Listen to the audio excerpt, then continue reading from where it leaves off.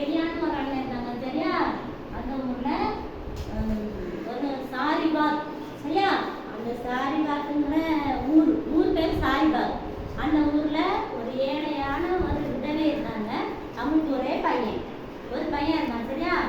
அப்போ அந்த எலியா அண்ணன் சொன்னாங்க, அந்த ஊர்ல மழையே இல்லை, பெரிய பஞ்சம், மழையும் இல்லை தண்ணியும் இல்லை, ரொம்ப பஞ்சமான காலமா இருந்ததுனால அந்த எலியா அண்ணன் போய் அப்படியே நடந்து வந்துட்டு இருக்கும்போது அந்த ஏழையோட தாயார் என்ன பண்ணாங்க, கொஞ்சோட விரவு பிறகுனாங்க, கொஞ்சோட தோசை சுடுறது சரியா.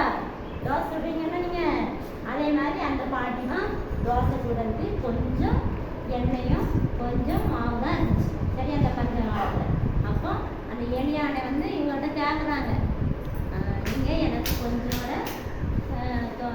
அட்டை சுட்டு கொண்டாங்க. அப்போ அந்த பாட்டிமா சொல்கிறாங்க, எங்கள் வீட்டில் கொஞ்சம் எண்ணெயும் கொஞ்சம் மாவு தான் கலசத்தில் இருக்குது அப்படின்னு சொல்கிறாங்க.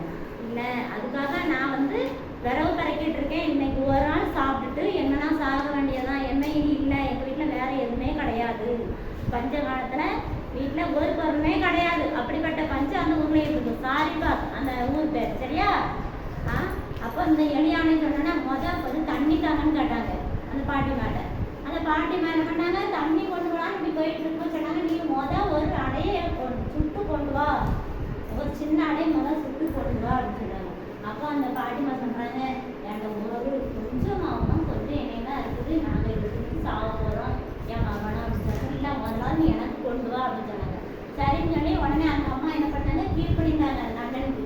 இந்த அண்ணன் வந்து ஒரு ஊழியக்காரன், நாட்டுக்கு பயந்த மகன், அதனால சரி நம்ம கொஞ்சோட ஒரு சின்ன அடையாச்சுட்டு கொண்டு வந்தாங்க. கொண்டு வந்து ஊழியக்காரனுக்கு கொடுத்துட்டு அதுக்கப்புறம் அவங்களும் சாப்பிட்டாங்க. சாப்பிட்டதுக்கு அப்புறமா அந்த வீட்டில் என்ன பண்ணிச்சான், அந்த கொஞ்சம் கலசத்துல மாவும் எண்ணெயும் என்ன பண்ணிச்சா பொங்கிட்டே இருந்துச்சான். எப்படி பொங்கிச்சு, ஏசப்பா என்ன பண்ணாங்க, அந்த வருஷம் முழுவதும் அவங்க சாப்பிட்றதுக்கு தேவையான உணவு கொடுத்தாங்களாம். அப்போ அவங்க எடுக்க குறையவே இல்லையா, தோசை ஊற்றிட்டே இருக்காங்க, எண்ணெய் சட்டியில் எண்ணெய் குறையல, அந்த அளவுக்கு ஏசப்பா ஆசீர்வச்சிட்டாங்க அந்த விதவை வீட்டை சரியா. அப்புறம் ஆசீர்வச்சோடனே இந்த எலியா அண்ணன் என்ன பண்ணாங்க, சரி சாப்பிட்டு திருப்தி ஆயிட்டாங்க. அதுக்கப்புறம் அந்த வீட்டிலே இருந்தாங்க, அவங்க வீட்டிலேயே தங்கி இருந்தாங்க. தங்கி இருக்கும் போது கொஞ்ச நாள் போச்சு. கொஞ்ச நாள் போனால் அந்த ஏழை விதவைக்கு ஒரு பையன் சொன்னால, அந்த பையன் என்ன பண்ணா கொஞ்ச நாள் இறந்து போனான். அப்போ எப்படி இருக்கும், கஷ்டமா போட்டா அந்த பாட்டிமாக்கு அம்மா அவங்களுக்கு புதுசம் கிடையாது, அப்படியே வேற யாருமே கிடையாது, அந்த ஒரே பையன் தான். அந்த ஒரு பையன் இறந்து போயிட்டான். இறந்து போனோன்னா அப்போ கேட்குறாங்க அந்த எலியானிட்ட போய், எலியானா நான் வந்து நீங்கள் எங்கள் வீட்டில் தங்கினீங்க, தங்கின பிறகு தான் எனக்கு இப்படி ஒரு இது நடந்துட்டு, எதுக்காக நீங்கள் அங்கே வரணும், எப்படியே சாகடிக்கவா அங்கே வரணும் அப்படின்னு காட்டாமலே இவங்களுக்கு ஒன்றுமே உடலையா. அப்போ இவங்க என்ன பண்ணாங்க, அந்த அவங்க வீடு மாடியில் போய் அந்த இறந்த மகனை என்ன பண்ணாங்க, கொண்டு போய் கடத்திட்டு 3 நேரம் அந்த அண்ணன் அந்த குப்புரை விழுந்து அந்த சின்ன குட்டி பையன் மேலே அப்படியே 3 நேரம் படுத்து எரிஞ்சாங்களாம்.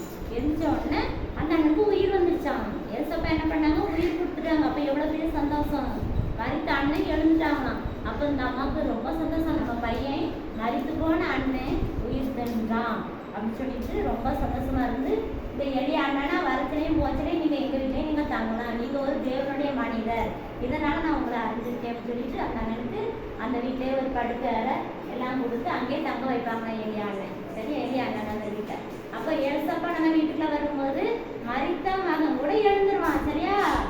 அப்போ நீங்க என்ன பண்ணா, ஏசப்பாட்ட கேட்கணும், ஏசப்பா எங்க வீட்டுக்குள்ள வாங்க, எங்க வீட்டுல எங்க அம்மா வாசிடுவீங்க, அப்பா வாசிடுவீங்க, எங்க வீட்டுல சாப்பாட்டுக்கு வழியிலாம் கூட ஏசப்பா நீங்க தாங்கன்னு நீங்க கேட்கணும் சரியா.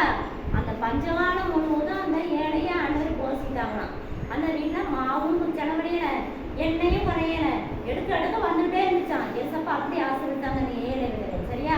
அதே போல நீங்களே என்ன பண்ணணும், ஏசப்பாட்ட கேட்கணும், ஏசப்பா எங்க குடும்பத்தை ஆசீர்வதிங்க, அம்மா அப்பா ஆசீர்வதிங்க, நாங்க செய்யற வேலையை ஆசீர்வதிங்க, எங்களை படிப்பதற்கு ஞானம் வேணும்னா ஏசப்பாட்ட கேட்கணும்ல. ஏசப்பா ஞானத்தினால நம்மளை நிரப்புவாங்க சரியா. இந்த எலிசா அண்ணனுக்கு தேவனுடைய மனிதனுக்கு நம்ம கொடுக்க ஏசப்பா நம்ம குடும்பத்தை ஆசீர்வதிப்பாங்க சரியா. இந்த கதை மூலமா நம்ம ஒரு உண்மையை தெரிஞ்சுக்கிட்டோம். அந்த மரித்த அண்ணன் உயிரோடு எழுப்பி தந்தாங்க. அப்போ எவ்வளோ பெரிய அற்புதம் நடந்துச்சு அந்த வீட்டில், அப்போ எவ்வளோ பெரிய சந்தோஷம் அந்த வீட்டில் பஞ்சகாலம்னா நம்ம வீட்டில் ஒன்றுமே இருக்காது சாப்பிட்றது. அந்த ஊரில் மழையும் இல்லை தண்ணியும் இல்லை, எப்படி இருக்கும், வறண்ட நிலமா இருந்துச்சு அந்த ஊர், சாரிபாத் ஊர். சரியா? அந்த ஊரில் ஏசப்பா என்ன பண்ணாங்க, இந்த எளிய அண்ணன் அந்த ஊருக்கு போன பிறகு அந்த குடும்பம் ஆசீர்வதிக்கப்பட்டது, அந்த ஊரும் ஆசீர்வாதமாக இருந்துச்சான். அதே போல் நீங்களும் ஏசப்பாட்ட கேட்கணும், ஏசப்பா எங்கள் குடும்பம் ஆசீர்வதிக்கப்படணும், எங்கள் வீடு ஆசீர்வதிக்கப்படணும், எங்கள் பெற்றோர்கள் ஆசீர்வதிக்கப்படணும், அவங்க செய்கிற வேலையை நீங்கள் ஆசீர்வதிக்கணும்னு சொல்லி கேளுங்க. குட்டி பிள்ளைங்க ஜபத்தை ஏசப்பா நல்லா காப்பாங்கன்னு. சரியா? அம்மா அப்பாட்டு சொல்லுங்க, ஏசப்பா உங்களுக்கு என்ன வேணாம், அம்மா உங்களுக்கு என்ன வேணும்னு கேட்டு நீங்கள் ஏசப்பாட்ட கேளுங்க, எல்லாமே உங்களுக்கு தரலாமன்னு சொல்லணும். சரியா? ஏசப்பா குட்டி பிள்ளைங்க ஜபத்தை ரொம்ப கேட்பாங்க. பக்கத்தில் இருந்து கேட்டே இருப்பாங்க, என் பிள்ளை என்கிட்ட கேட்காளா, என் மகன் என்கிட்ட கேட்காளா அப்படின்னு அவளா கேட்பாங்க. நீங்கள் உங்கள் அம்மா அப்பாட்ட என்ன வேணாலும் கேட்குறீங்களா, அடம் பிடிச்சி, அம்மா எனக்கு பென்சில் வேணும், இந்த பொருள் எனக்கு